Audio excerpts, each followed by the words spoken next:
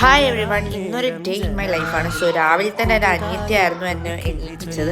And അവൾക്ക് എപ്പോഴും ഞാനാണ് അമ്മമ്മയുടെ വീട്ടിലുള്ള സമയത്ത് ഹെയറൊക്കെ ഒന്ന് ടൈ ചെയ്ത് കൊടുക്കാറ്. സ്കൂളിൽ പോകുമ്പോൾ അവൾക്ക് 10th ബോർഡ് എക്സാം ആയിരുന്നു. സോ അവൾ രാവിലെ തന്നെ പോയി ഉച്ചയാകുമ്പോൾ എത്തിയിട്ടോ.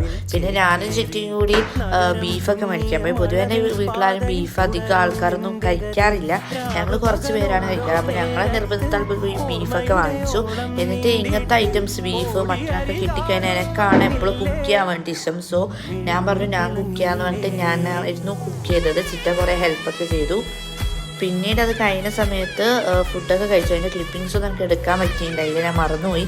പിന്നെ ഞാനും ചിറ്റിയും അനിയനും കൂടി കുറച്ച് ഡെലിവറി കാര്യങ്ങളൊക്കെ ആയിട്ട് പോയി. കാരണം അവരൊരു സാരി ബിസിനസ് തുടങ്ങിയിട്ടുണ്ടായി.